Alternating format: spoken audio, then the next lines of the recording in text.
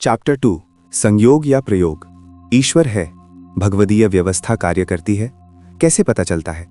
ईश्वर का कोई ऑफिस या पीआर एजेंसी तो है नहीं। फिर एक आंसर हो सकता है, प्रकृति को देखिए और महसूस कीजिए। क्या सब केवल एक संयोग? कितने संयोग?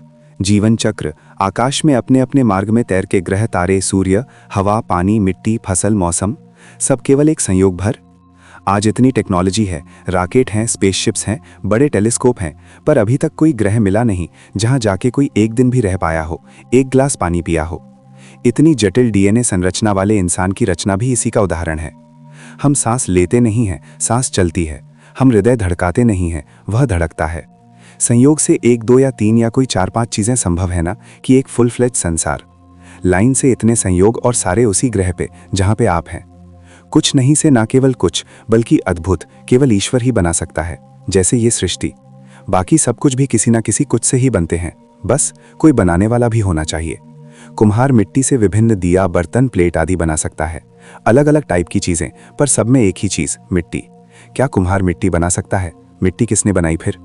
कोई रचना तभी होती है जब कोई रचनाकार हो। ईश्वर कहाँ है? दी एड्रेस।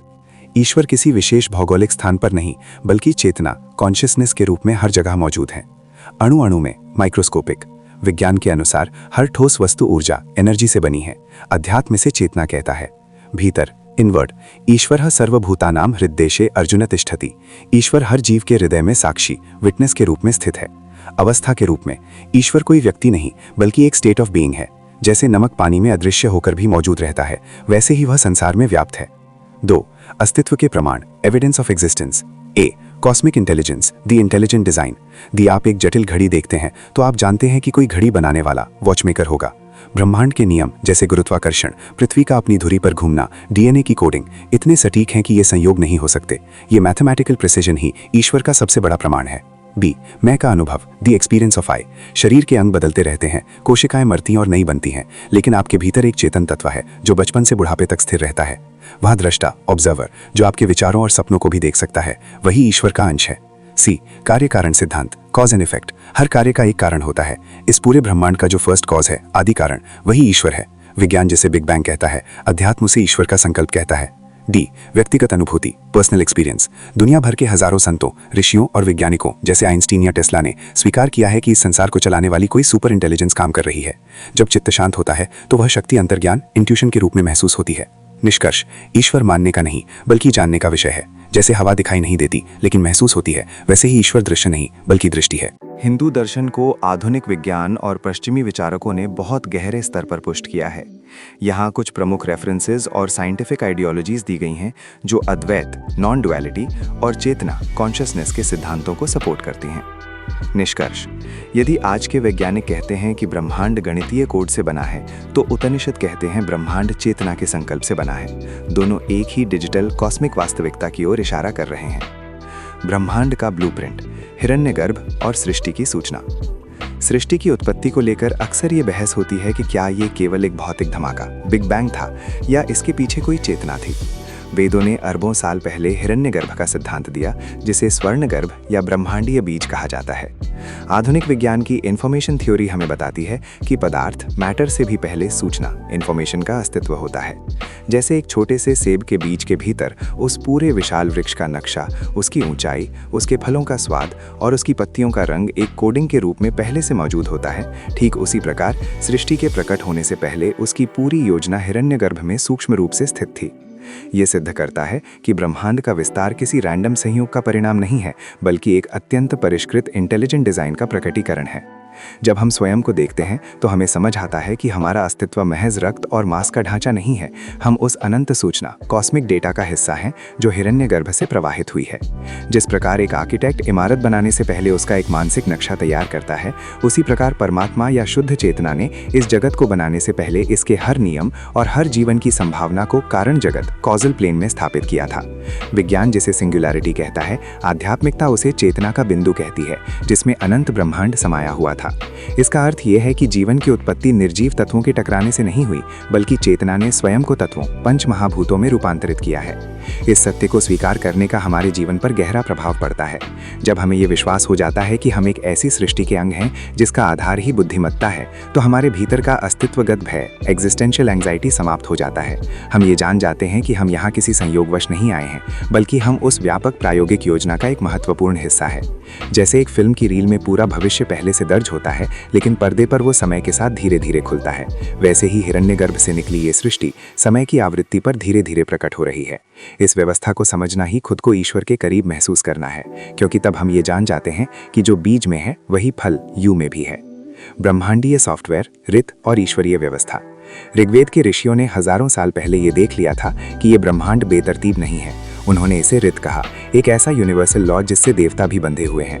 आज का विज्ञान इसे लॉज ऑफ फिजिक्स कहता है, लेकिन रित उससे भी गहरा है, क्योंकि इसमें भौतिक विज्ञान के साथ साथ नैतिक विज्ञान भी शामिल है। ऋग्वेद 1.10515 यहाँ बताया गया है कि नदियां रित के कारण बहती हैं और सूर्य रित के नियम का पालन करते हुए आकाश में चलता है। ऋग्वेद 1.90.1 इस प्रसिद्ध मंत्र में कहा गया है कि सृष्टि के निर्माण के समय सबसे पहले रित और सत्य की उत्पत्ति हुई, यानी पदार्थ मैटर बनने से पहले नियम, लॉजिक या रित बना। उपनिषदों में भी रित और सत्य के बीच के सूक्ष्म अंतर को समझाया गया है। सत्य, सत्या, वह जो बदलता नहीं, एब्सोल्यूट ट्रूथ या कॉन्शियसनेस। रित, रिता, वह नियम जिसके द्वारा सत्य इस जगत में प्रकट होता है, the dynamic law of nature. सरल शब्दों में, ईश्वर सत्य है, लेकिन ईश्वर की व्यवस्था, लॉ ऑफ नेचर, रित है। बाद के शास्त्रों में, विशेषकर धर्मशास्त्रों में, रित शब्द ही विकसित होकर धर्म बन गया। व्यक्तिगत जीवन के लिए जो रित है वही धर्म है। इसीलिए कहा जाता है, धर्मो रक्षति रक्षितः। यदि आप नियम, रित की रक्षा करेंगे तो नियम आपकी रक्षा करेगा। एग्जाम्पल, आप ट्रैफिक नियम का पालन करें और नियम आपकी सड़क पर सुरक्षा करते हैं। अक्सर लोग पूछते हैं कि क्या कोई ईश्वर है जो ऊपर बैठकर हमारे जीवन का हिसाब रख रहा है? वेदों में इसका उत्तर किसी व्यक्ति के रूप में नहीं, बल्कि एक नियम के रूप में दिया गया है, जिसे रित या आर्टा कहते हैं। रित वो परम व्यवस्था या कॉस्मिक सॉफ्टवेयर है जिसके आधार पर पूरी सृष्टि का संचालन होता है। ये वो अदृश्य गणित है जो सुनिश्चित करता है कि इलेक्ट्रॉन अपनी कक्षा में घूमते रहें, ऋतुएं अपने समय पर बदलें और आकाश गंगाएं एक दूसरे से ना टकराएं। यदि आप ध्यान से देखें तो प्रकृति के हर छोटे से छोटे हिस्से में, जैसे फूलों की पंखुड़ियों के विन्यास या समुद्री शंख की बनावट में, एक ही जादुई गणितीय अनुपात काम करता है, जिसे आधुनिक विज्ञान फाइबोनाची सीक्वेंस कहता है। ये कोई संयोग नहीं है। जहां व्यवस्था होती है वहां एक बुद्धिमत्ता या इंटेलिजेंस का होना अनिवार्य है। रित ही वो ईश्वरीय बुद्धिमत्ता है जो अराजकता या केओस को व्यवस्था में बदलती है। जब हम हु एम आई के माध्यम से स्वयं को जानने की कोशिश करते हैं, तो हमें यह समझना होगा कि हम इस विशाल ब्रह्मांडीय ग्रिड से अलग नहीं हैं। हमारा जीवन, हमारी सांसें और हमारे विचार इसी रित के प्रवाह का हिस्सा हैं। जिस प्रकार एक कंप्यूटर प्रोग्राम गलत कोडिंग पर एरर दिखाता है, उसी प्रकार जब मनुष्य प्रकृति के इन सार्वभौमिक नियमों के विरुद्ध आचरण करता है, चाहे वो अधर्म हो, झूठ हो या प्रकृति का विनाश, तो उसके जीवन में अशांति और मानसिक तनाव के रूप में शॉर्ट सर्किट होने लगता है। सही तरीके से जीवन जीना केवल एक नैतिक उपदेश नहीं है, बल्कि खुद को ब्रह्मांड की फ्रीक्वेंसी के साथ जोड़ने का एकमात्र विज्ञान है। असल में ईश्वरीय व्यवस्था में कर्म का फल कोई पुरस्कार या दंड नहीं है, बल्कि रित की एक स्वाभाविक प्रतिक्रिया है। जैसे गुरुत्वाकर्षण का नियम ये नहीं देखता कि गिरने वाला व्यक्ति अच्छा है या बुरा, वो बस अपना काम करता है। ठीक वैसे ही रित की व्यवस्था में आपके हर कार्य की एक ऊर्जा यानी वाइब्रेशन होती है, जो लौटकर आपके पास ही आती है।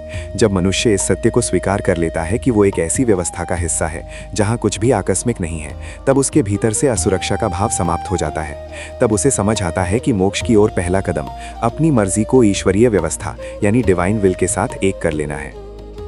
प्राण का जाल, क्वांटम एंटेंगलमेंट और कर्म का वैज्ञानिक आधार। अक्सर हमें लगता है कि हम एक दूसरे से अलग और स्वतंत्र हैं, लेकिन हु एम आई का विज्ञान ये स्पष्ट करता है कि हमारा अस्तित्व एक विशाल ब्रह्मांडीय ग्रिड से जुड़ा हुआ है। उपनिषदों में इसे प्राण कहा गया है, वो सूक्ष्म ऊर्जा जो केवल सांस नहीं है, बल्कि एक अदृश्य धागा है जिसने पूरी सृष्टि को पिरोया हुआ है। आधुनिक भौतिक विज्ञान में इसे क्वांटम एंटेंगलमेंट के नाम से जाना जाता है, जो कहता है कि ब्रह्मांड के कण यदि एक बार आपस में जुड़ जाएं, तो वे अनंत दूरी पर होने के बावजूद एक दूसरे को प्रभावित करते हैं। वास्तव में यही क्वांटम एंटेंगलमेंट हमारे कर्म सिद्धांत यानी लॉ ऑफ कर्मा का भौतिक आधार है। चूंकि हम सब एक ही स्रोत यानी हिरण्यगर्भ से निकले हैं, इसलिए हम मूल रूप से इस ग्रिड के माध्यम से एक दूसरे से एंटेंगल्ड यानी सूक्ष्म रूप से गुंथे हुए हैं। जब हम इस ग्रिड को समझ लेते हैं तो कर्म का अर्थ पूरी तरह बदल जाता है। कह सकते हैं कि कर्म कोई धार्मिक दंड या पुरस्कार नहीं बल्कि मॉरल फिजिक्स है। जब आप किसी दूसरे के प्रति कोई कार्य करते हैं या विचार भी लाते हैं तो आप ऊर्जा के स्तर पर उस व्यक्ति या परिस्थिति के साथ एंटैंगल हो जाते हैं।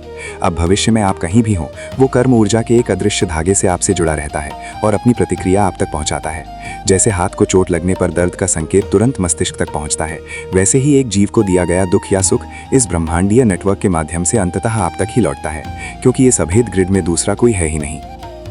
यही वो कारण है कि सही तरीके से जीवन जीना एक वैज्ञानिक अनिवार्यता है। जिस क्षण हम स्वार्थ और अहंकार के पर्दे को हटाकर खुद को इस ग्रिड के हिस्से के रूप में देखते हैं, हमें समझ आता है कि हमारी हर क्रिया की एक क्वांटम प्रतिक्रिया निश्चित है। ईश्वरीय नियम हमें ये सिखाते हैं कि शांति केवल एकांत में नहीं बल्कि इस सामूहिक चेतना के साथ सिंक्रोनाइजेशन में रहने से आती है। जब हम अपनी इच्छाओं और कर्मों को इस कॉस्मिक फ्लो के साथ जोड़ देते हैं तो हम उस परम व्यवस्था का हिस्सा बन जाते हैं, जहाँ कोई एरर नहीं होता, केवल अनंत संतुलन और आनंद होता है।